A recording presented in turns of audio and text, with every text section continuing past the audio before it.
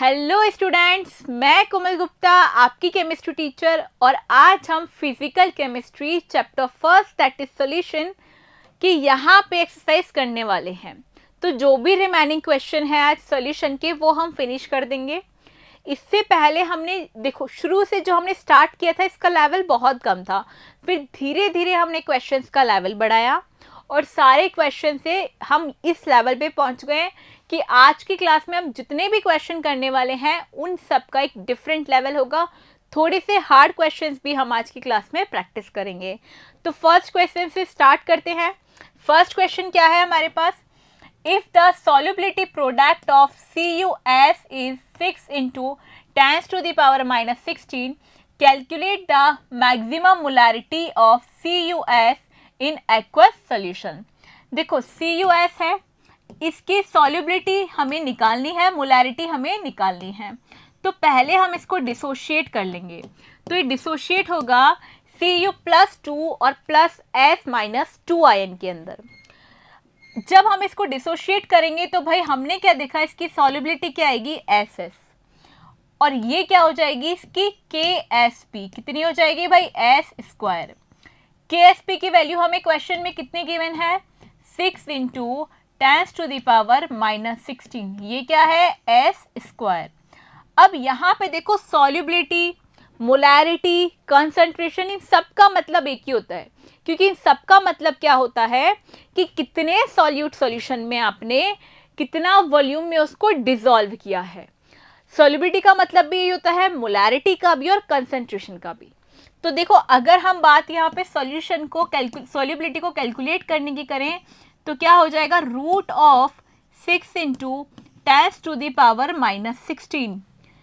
तो यहाँ से इसकी वैल्यू क्या आ जाएगी, 2.45 मल्टीप्लाई 10 to the power -8 और यही क्या हो जाएगी हमारी मोलैरिटी, जिसकी यूनिट हम क्या लिख सकते हैं, ग्राम पर मोल। आई बात समझ में, कैसे हमने क्वेश्चन सॉल्व किया है। आपको समझना है कि क्या क्वेश्चन में गिवन है और क्या क्वेश्चन में पूछ रहा है, उसके बाद चीजों को कनेक्ट करना है। ठीक है, नेक्स्ट क्वेश्चन यहां से देखो, नैलोरफिन C19H21NO3 similar to morphine is used to combat withdrawal symptoms in narcotic users. Dose of nalorphine generally given is 1.5 mg। देखो नैलोरफिन एक ड्रग है जो कि मॉर्फिन जितनी इक्वल होती है और इसकी मैक्सिमम क्वांटिटी 1.5 mg जो है यूज करते हैं। कैलकुलेट द मास ऑफ, इतने मोलर एक्वस सॉल्यूशन का हमें मास जो है कैलकुलेट करना है कि इतना मोलर एक्वस सॉल्यूशन बना है तो आपने कितना नैलोरफिन का क्वांटिटी जो है यूज किया होगा। तो हमें क्या पूछा है, सिंपल मोलैलिटी गिवन है। मोलैलिटी का फॉर्मूला क्या होता है, WB into 1000 upon MB multiply WA। ठीक है, तो यहां से देखो मोलैलिटी हमें गिवन है 1.5 multiply 10 to the power -3। WB हमसे पूछा है मल्टीप्लाई 1000, MB कितना गिवन है हमें यहां से, इसका वेट जब हम निकालेंगे C19H21NO3 का तो ये आएगा भाई 311 मल्टीप्लाई WB कितना है, WA कितना है देखो 1.5 मल्टीप्लाई 1.5। अब देखो mg को हमें कन्वर्ट करना पड़ेगा ग्राम के अंदर, तो जब हम mg को ग्राम में कन्वर्ट करेंगे तो यहां हम मल्टीप्लाई करेंगे 10 to the power -3 से और जब इस पूरे इक्वेशन को हम सॉल्व करेंगे तो हमारा आंसर आएगा 3.2 ग्राम।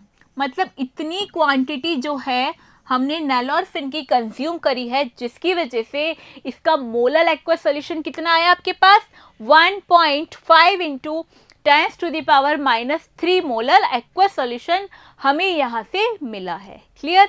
नेक्स्ट क्वेश्चन देखो, the depression in freezing point of water absorbed for the same amount of acetic acid, trichloroacetic acid, trifluoroacetic acid increases in the order given above। क्या कह रहा है भाई, डिप्रेशन फ्रीजिंग पॉइंट जो है इस ऑर्डर में इंक्रीज होता गया है। किस ऑर्डर में इंक्रीज हुआ है?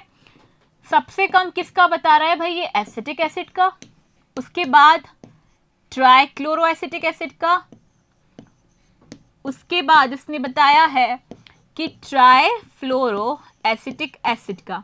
ये इनका डिक्रीजिंग ऑर्डर है, ये इनका इंक्रीजिंग ऑर्डर है इनके फ्रीजिंग पॉइंट्स का। तो ये क्यों ऐसा आया?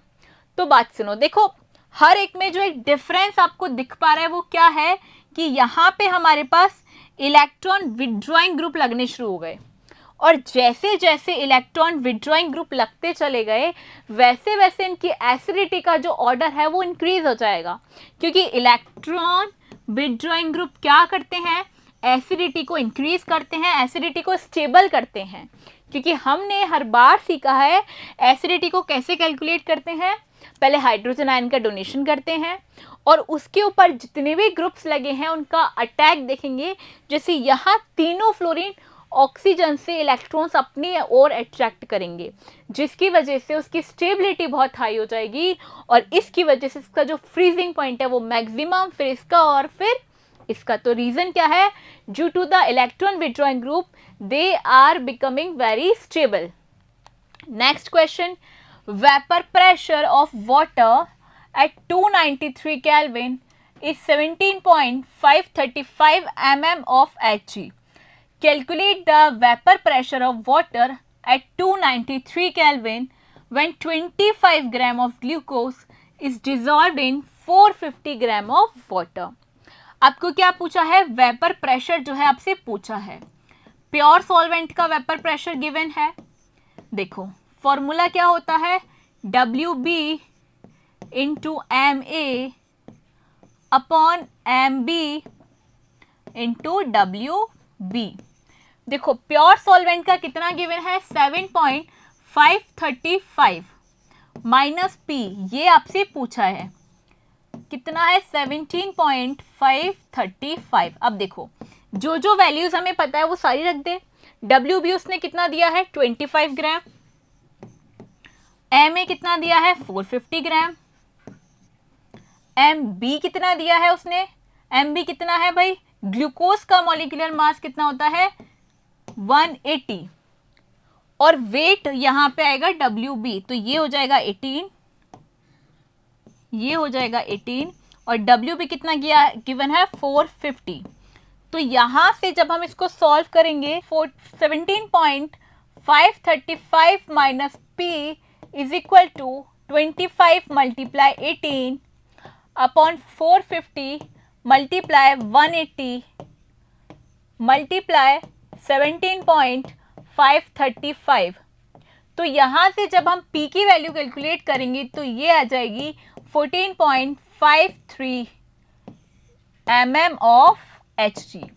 ये आ जाएगा हमारा वेपर प्रेशर किसका, नॉन वॉलेटाइल सॉल्यूट का, कि हमने प्योर सॉल्वेंट के अंदर कितना amount of non volatile solute that is this 1P add किया है, या सॉल्यूट का जो वेपर प्रेशर है वो कितना हमने यहाँ पे ऐड किया है। नेक्स्ट क्वेश्चन क्या है, Henry's law constant for the molality of methane in benzene is 4.27 into 10 to the power 5 mm of Hg. Calculate the solubility of methane in benzene at 298 Kelvin under 760 mm of Hg.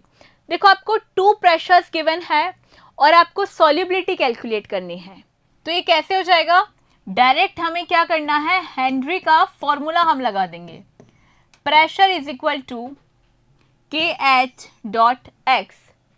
अब देखो pressure कितना given है, 760, KH कितना given है, 4.27 into 10 to the power 5 multiply. अब हमें यहाँ से x की जो है वैल्यू कैलकुलेट करनी है, तो जब हम x की वैल्यू कैलकुलेट करेंगे यहाँ से कितनी आ जाएगी, 760 upon 4.27 into 10 to the power 5। तो यहाँ से इसकी वैल्यू क्या आ जाएगी, x is equal to 17.8 multiply 10 to the power -5। तो यहाँ से हमने ये वैल्यू कैलकुलेट कर ली x की। अब हम बात करते हैं नेक्स्ट क्वेश्चन की। नेक्स्ट क्वेश्चन क्या है, benzene and toluene form the ideal solution over the entire range of composition. Benzene और टोल्यूइन क्या करते हैं, आइडियल सॉल्यूशन का फॉर्मेशन करते हैं। The vapour pressure of pure benzene and toluene at 300 kelvin is 50.71 mmHg। किसका है, प्योर बेंजीन का वेपर प्रेशर। टोल्यूइन का कितना है, 30.06। Calculate the mole fraction of benzene.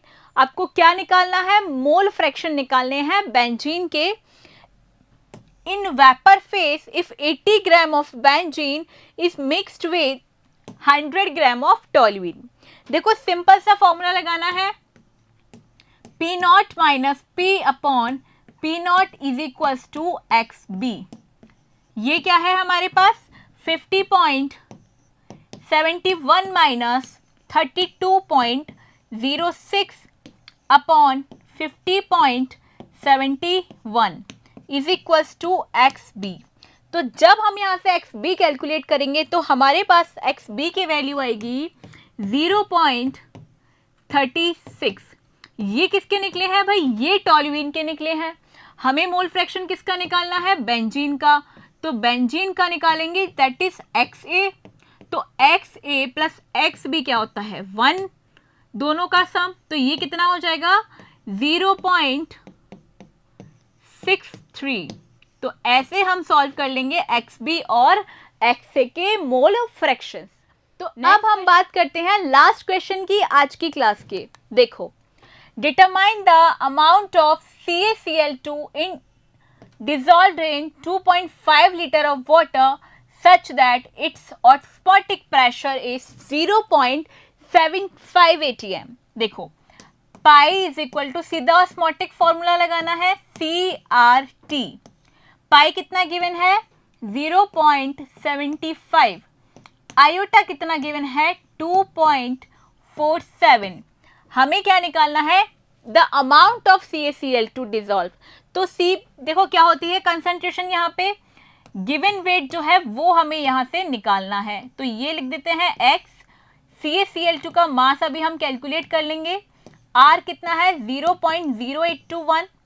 Temperature कितना होगा, 300 केल्विन, क्योंकि 273 डिग्री 27 डिग्री सेंटीग्रेड दे रखा है। अब यहाँ से देखो वॉल्यूम कितना है, 2.5 लीटर। ठीक है, अब देखो Ca कितना होता है, 40, Cl2 कितना होता है, 70। तो ये कितना आ जाएगा, 110।